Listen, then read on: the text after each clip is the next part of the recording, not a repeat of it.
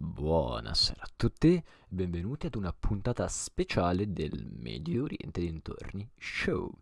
Perché dico speciale? Perché la puntata che vedrete oggi in realtà è una puntata dove io ho parlato, diciamo così, ma non mi vedrete dal vivo, non vedrete nulla dal vivo, perché come avete letto è la mia intervista a Pierre Jarawan. Pierre Jarawan, che magari qualcuno di voi magari non si ricorda, è l'autore di questo libro e poi lui, va bene, ha pubblicato anche un altro che però non è stato editato in Italia. Questa è un'intervista che ho fatto lo scorso sabato, quindi parliamo del 20 novembre 2021. L'ho fatta grazie alla casa editrice Sam, che ha editato anche il libro e che ci ha ospitato, oltre a organizzare tutto l'incontro, nella sua sede. Quindi tutte le foto che vedrete saranno appunto delle foto che abbiamo fatto nella loro sede. Chi le ha fatte? Emanuele Sosio, che appunto è questo mio amico che fa anche il fotografo, veramente bravo e lo fa proprio di professione, quindi se mai vi piacessero queste foto fateci un pensierino perché può essere soltanto contento. Ma detto ciò, appunto siamo andati lì e ho fatto questa intervista che però è tutta in inglese, quindi essenzialmente questo video di qui in avanti sarà l'intervista, proprio il file originale con magari qualche sottofondo musicale come al solito, e oltre a questo niente, vedrete un po' di foto generali. Mi spiace appunto che non vi posso portare niente di video, però era un po' più complicato, vi dico la verità. Ho preferito comunque portarvi delle belle foto e in generale comunque l'intervista penso che sia molto valida, molto interessante. Detto ciò, non voglio perdere altro tempo e appunto vi lascio l'intervista. Spero veramente che vi piaccia. Buon ascolto.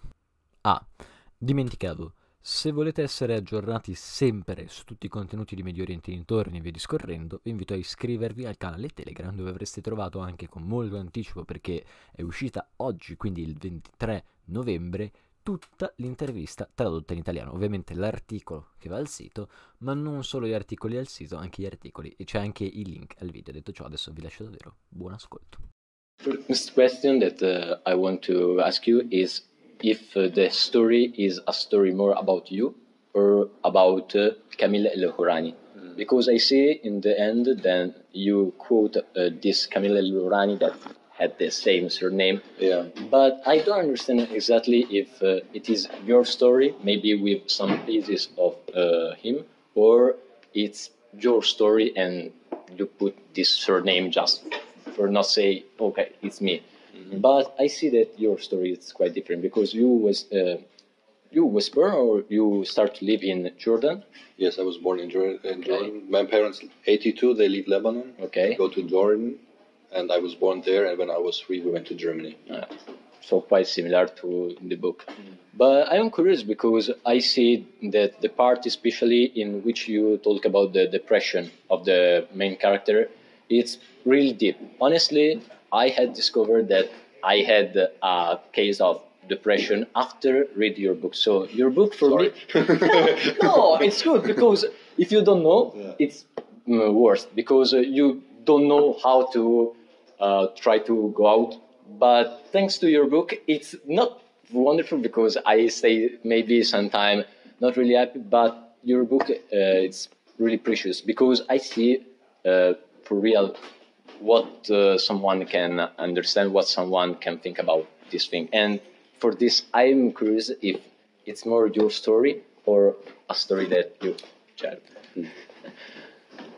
So it's not my story because I like writing fiction.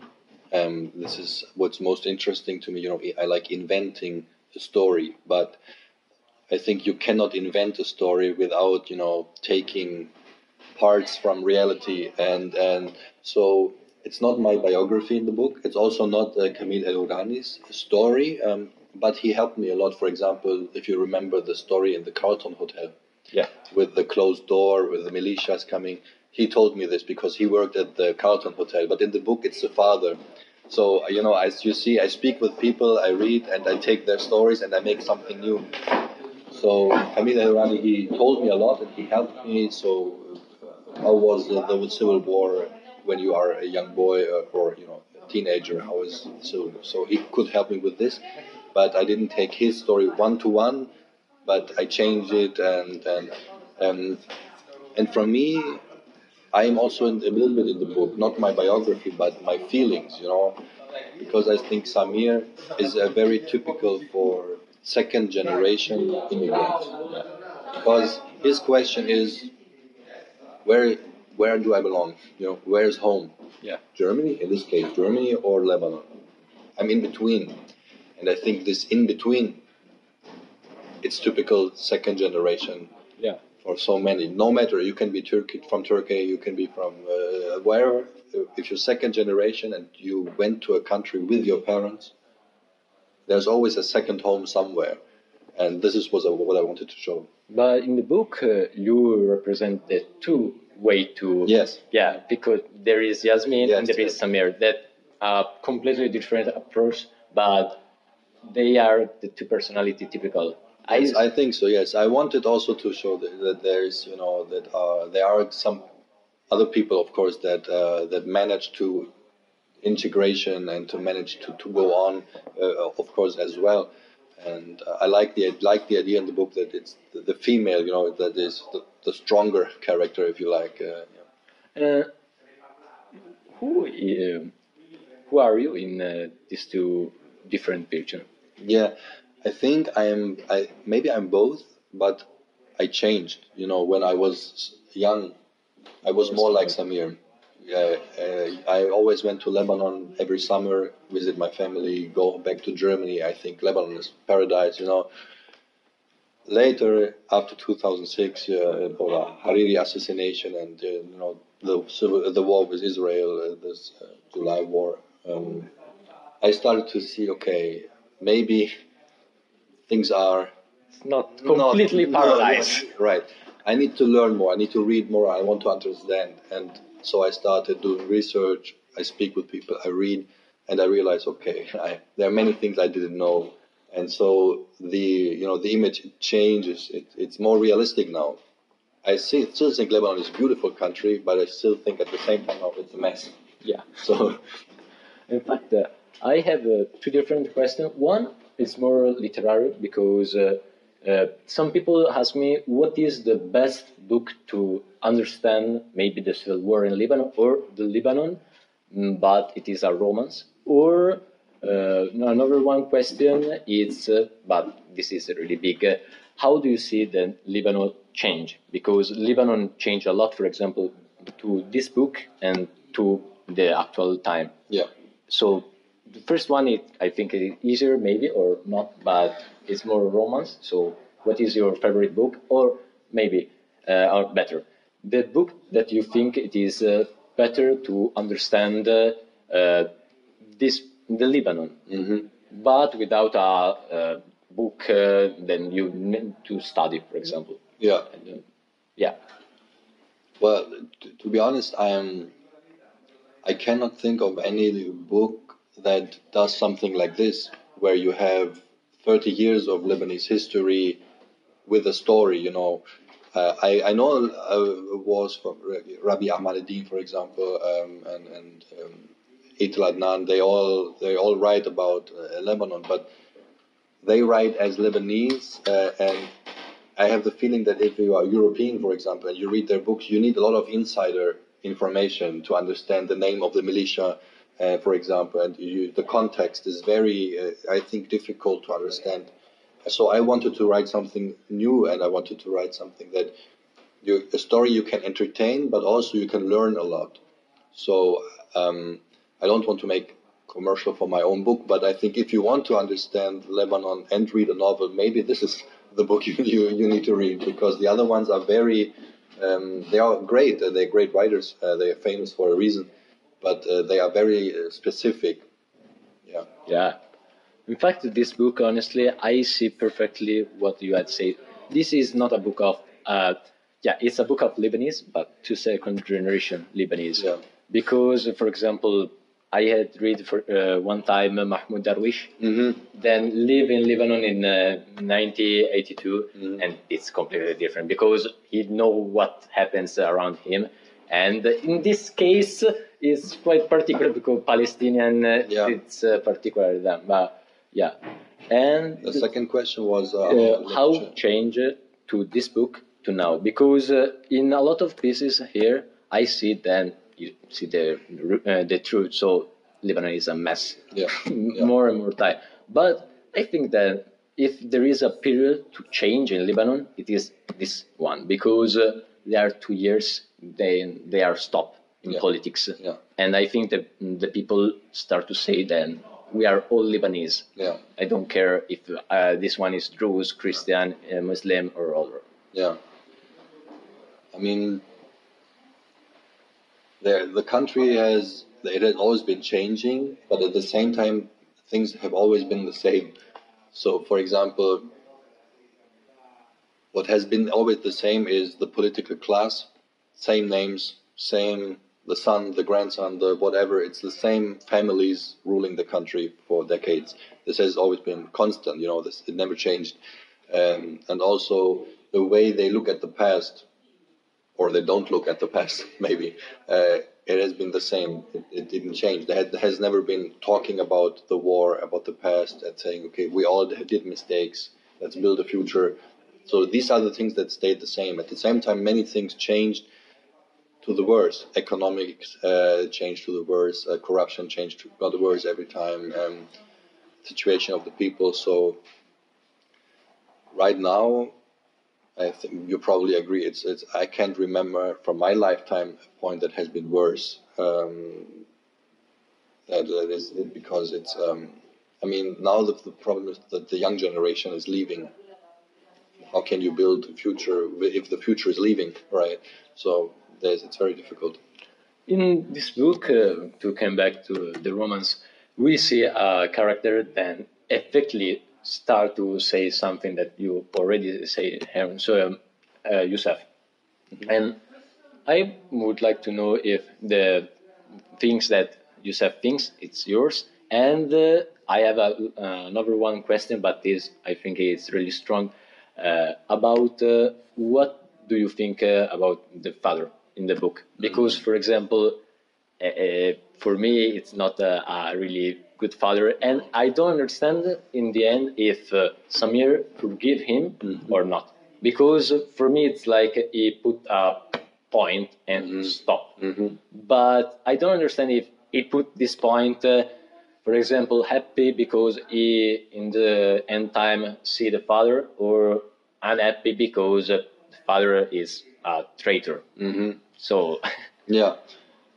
So the first question was with Yusuf. If the faults of Yusuf, it's your fault, and if you think that maybe if the all Lebanese start to write a book about their story, things can change or no? I mean, unfortunately, this group doesn't exist, right? But I thought, or maybe you can see his thoughts or what he says as a metaphor for you have to agree on the past to move on. This is, I mean, in Germany we know very well what it means to have a bad past, and we know that it is very important to talk about this past to prevent it from happening again. Okay, so we know we have to look at the past. We have to realize that what went bad to prevent it from repeating. And I don't see this in Lebanon because there is no history book. And how can you build something on something that's not there? There's no common history. You can ask the Christians, they will tell you a completely different story about the civil war and who did something. And you can ask the Muslims. And again, Shia, Sunni, again, different different version. So you have 18 different versions of the past. So to come back to Yusuf, I think maybe he's a bit naive also, but he has very strong belief. And maybe this is what you need, a very strong belief to say that we need to come together, look at the past, say, okay, this went wrong, it will never happen again. I don't really believe that just a book would change anything, but I think it would be a first step.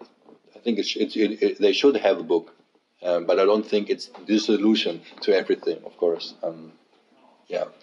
And to the ending, many people were angry about the ending. And I wanted this to be. I want you, if you read the book, I want you that for the whole time you say, okay, Samir, I'm with you. I want you to find your father, and best of luck. Please find him. So when in the end, when he finds him, this is the point where I want you as the reader to say, okay, I went with you until here, but here I disagree. Why don't you ask him, why did you go? Why didn't you ever call? Why don't you scream at him? Why aren't you angry? And there are many. Maybe I don't even have an answer to this. I wanted to, the journey to be the important thing, not maybe the coming out of the journey. This is one thing. On the other hand, I think people, you know this of course, but most readers don't know the importance of the first son in Arabic culture. Yeah, I've been in Italian culture. I am the first son. Yeah, yeah. So I know.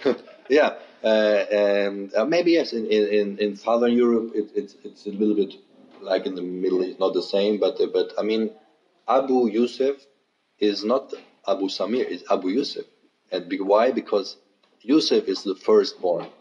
So when his father tells the story, he's telling the story not as the father of Samir. He's telling the father as father of the firstborn. This is the thing, honestly, that for me it's unacceptable about the behavior of the father. Yeah. The other things you can say, okay, but the fact that he told a story about the fact that he is not the only one son, but there is another one, and he will come to. This is for me. Yes, and I think this is also where Europe or Western point of view clashes with Middle Eastern point of view. This is maybe exactly where it is, because we don't understand. Arabic readers, they will say, yes, he's Abu Yusuf, of course. European readers say, how can he do it? And this is, I want this because it's interesting. I think it's something that's worth talking about. And but you're right, it's not. He's not a good father. He's a coward. He could have called. For example, he could have already. Yeah, but. This the call in my mind is okay, but the fact that because it's Finn, it's Finn. Then he talk, but for all the time he think about the other. Yeah, this is the thing, because it's like when you come to a beautiful woman, maybe this like Samir, because Samir do something similar in the book.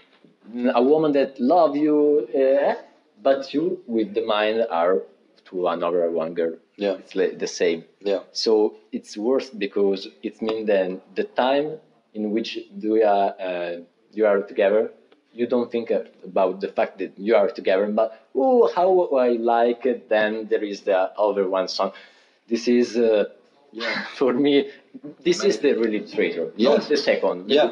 The second you can understand in my mind. Yeah, I think you're right. But at the same time, even if it is, it makes us angry, maybe it's human. Yeah. So, and I wanted this to be, I mean, for many pages, people think because of the uniform, the weapon, they think, this is political, and, it has to be with the war. Because they look at the picture and they see what they want to see. They would want to see violence and the war, but the woman is in the picture. She's here. But you look at the web, and so I wanted this to be a human story. It's not about. It is about war, but it's not in the center. It's just about human actions, and humans make mistakes. So, And for example, another one question. This is to go in Lebanon, and not only in the book, but after we come back. In this period, it passed from some days the G26, and I do some discovery about the cedar of Lebanon, and I discovered that the cedar of Lebanon in this period, especially in Lebanon, not in Turkey. In Turkey there are a lot, but in Lebanon risk a lot. For example, for the fire and for the climate change. Yeah. So, I would like to know what Lebanese think about this, because the cedar of Lebanon is not a common plant in the world, and I think this is the only one plant, or maybe there is only one other, that is in a flag. This is really. Yeah. How do you think? Yeah, I mean, it's also that there are many things to the cedar. Also in the book, you know, the cedar has roots, and it's also a search for roots. You know, where are my roots? I'm not really sure if Lebanon, if you know, climate change and the cedar is in danger. But I don't think if this is very much on the mind of people in Lebanon right now. There are so many different other problems. So, but you're right, wildfire. There are many wildfires. Last week there was a big wildfire again. Maybe there are some activists in Lebanon that care or that know. But I think right now the focus of the people is not so much on these problems. But I think if the tree will be gone one day, they will realize what they have lost. Because you're right, it's more than a tree. It is Lebanon. It is, you know, hard to destroy. It is. It is the only one symbol that unites every Lebanese. Yeah, I think. I think so too. They cannot agree on many things, but they can agree on the tree. Yes. Well, this about the fact to not be agree. Yeah. Yeah. I'm curious about something that is then I cannot see now. So your next book. Yes. Because I see that you had already write another one book, but there is no in Italian, so I am a little curious. The first one things is to understand if maybe in your mind there is a book that represent more you, maybe this or maybe the other, and okay, when it will be translated in Italian, of course, and also about what he talks, because I only see that it talks about it is in 2011, in Lebanon, and there are two boys that was killed. But about more than this, I don't see anything, so I'm curious. Okay. Yeah, it's called Song for the Missing. Yeah. It came out in Germany last year. It came out this year in France and Netherlands, and it will be available in English in April. Yeah. I think the decision if it will come to Italy, it probably depends on how well this book does. So I don't know yet. There's no contract signed for this, but I think they are interested, but it's still early. So right now they focus. I will ask to them. Yeah, good. It's a much more political book. It's much more critical about politics, about things, and it talks about the missing in Lebanon, because this is something many people don't know, that in Lebanon 17,000 people gone missing. You know, nobody knows where are they, what happened. They went gone in the civil war. They are probably dead, but we don't know. They just left the house, never came back. 17,000. Like the desaparecidos in Argentina. Right, exactly. It's also a little bit in the book. And we know this from Argentina. We know this from some African countries, you know.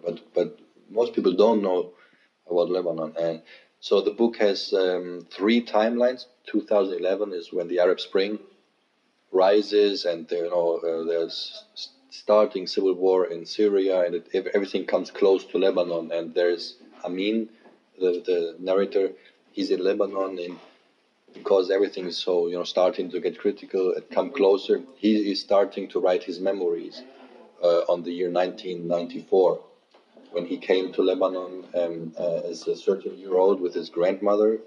He grows up with his grandmother, and he meets Jafar, another boy who has lived through the war, and there's a friendship, but at the same time there's they don't have the same experience. One knows the war, the other one knows exile. They come together, and the story of the missing is also so in the book. So, but it's more, I think it's more critical. It's less biography, more political. To come back to this book and connect to this, maybe I already asked this question, but I will try again. In this book, we see then the people start. It's the same question before. So, if the people can really change the things, because we understand that politicians in Lebanon don't care, and they are happy then the things are like this because they are a clan, so I can receive etc. But in more point in the book, we see then the people see, yeah, I don't like this, but it's like this. But the fact that they don't like it maybe can change something or similar. I know that I already do similar question before, but I would like to, yeah, to. I already do, sorry. No, what's Yeah, I'm curious because before you ask about the politician, but I'm more curious about the people. Yeah. Because, yeah, for example, I know two people. One is work for Lebanon, like consul, I don't know honestly, and this Christian. And I know an artist, Lebanese, here in Milan, this Druze. They are really happy together, etc. And like Hakim and Ibrahim. But we see this in the people. And I think that the people is the only way. The pass the national pact. This is the problem. Yeah. Because national pact was good in the start because say, okay, now it's peace, but it's peace not can solve everything. No, yeah. I think I don't know if I understand the question correct, but I try to answer. So if you think I didn't answer, just try again. I think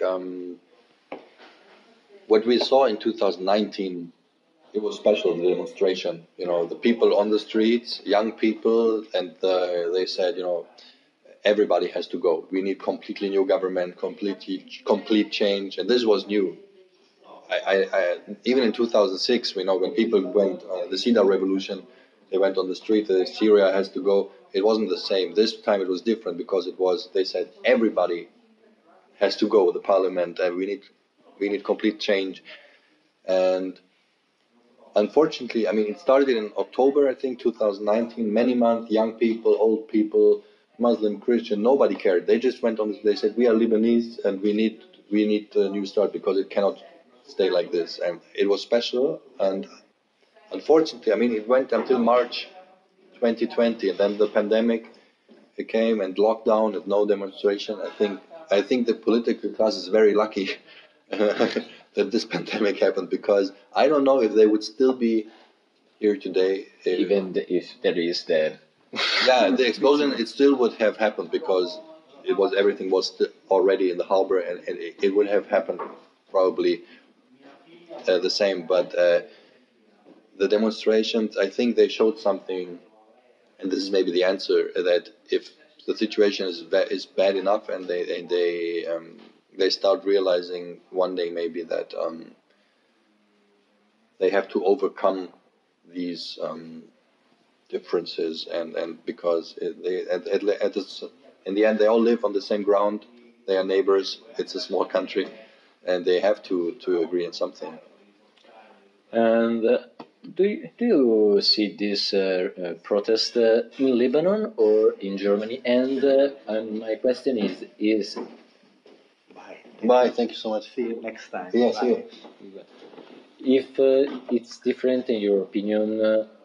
No, how it's different, because it's certainly different to see maybe in Germany or in Lebanon. And how do you feel maybe, because we have a point in the book in which Rafik Hariri did, and we see the reaction of the second immigration of the then they are in Germany, so it's of course different than if they are in Lebanon, for example. And I'm curious about your vision.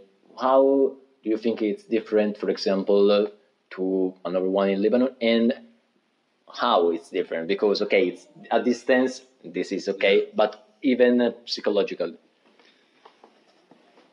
So I know many Lebanese diaspora, but I have never met Lebanese in Germany or in Canada, or for example, who wants to go back.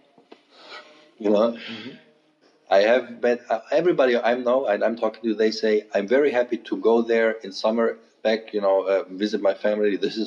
I still consider it my home country, but I'm also happy when I leave.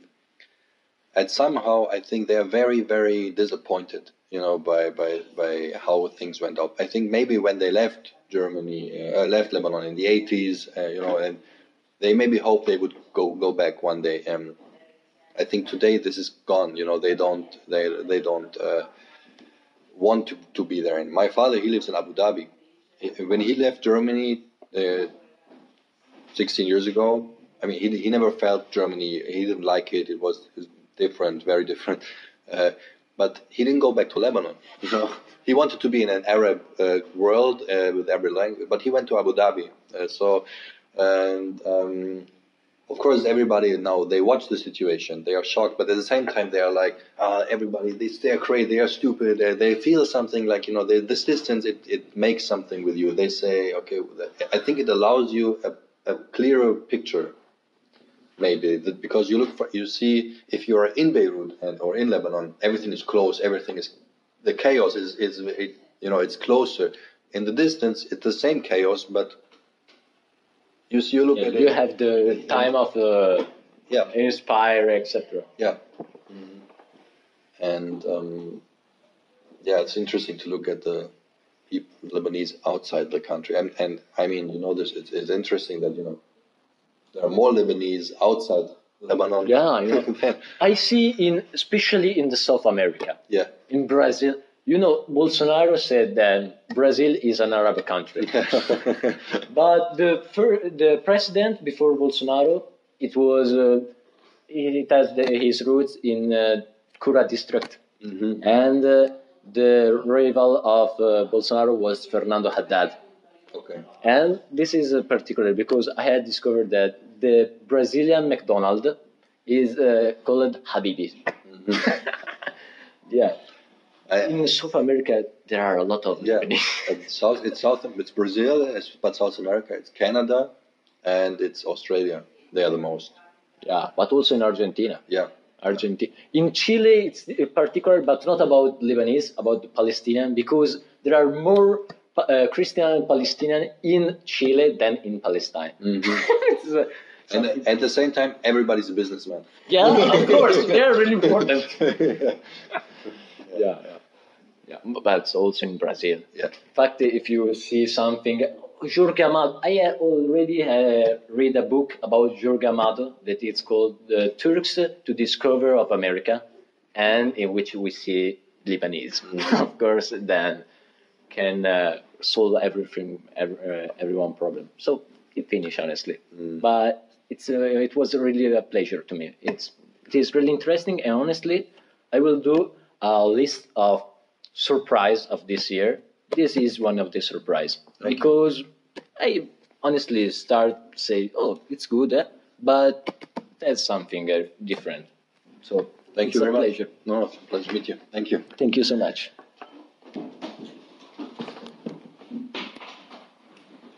I hope the interview goes back.